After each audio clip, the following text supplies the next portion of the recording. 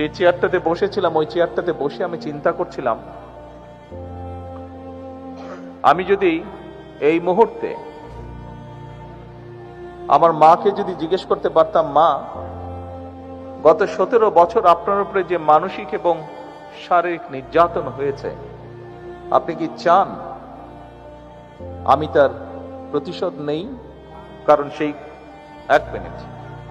এক মিনিট আগে এখন আমাকে কথা বলতে দিতে হবে। 1 মিনিট আমার কথা শুনতে হবে, আপনাদের কথা আমি শুনেছি। আমি যদি আমার মাকে জিজ্ঞেস করতাম যে আপনি কি চান আপনার সাথে যে অবিচার অন্যায় হয়েছে তার প্রতিশোধ আমি নেই, কারণ সেই প্রতিশোধ নেবার ক্ষমতা আল্লাহ রাব্বুল আলামিন আমাকে দিয়েছেন। আমার মায়ের সন্তান হিসাবে আমি নিশ্চিত আমার মা আমাকে বলতেন, তোমার দায়িত্ব দেশের সকলকে ঐক্যবদ্ধ করে সামনে এগিয়ে যাওয়া।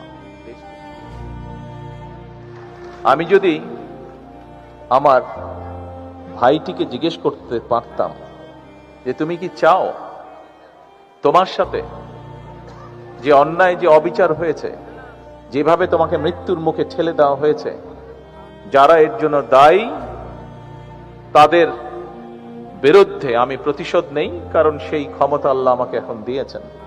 আমি নিশ্চিত দুভাই আমরা একসাথে বড় হয়েছি, তাকে আমি চিনি, তাকে আমি জানি, একই রক্ত আমাদের শরীরে প্রবাহিত। আমার ভাইটিও সেই একই উত্তর দিত যে উত্তরটি আমার মা আমাকে দিতেন। Open media cell.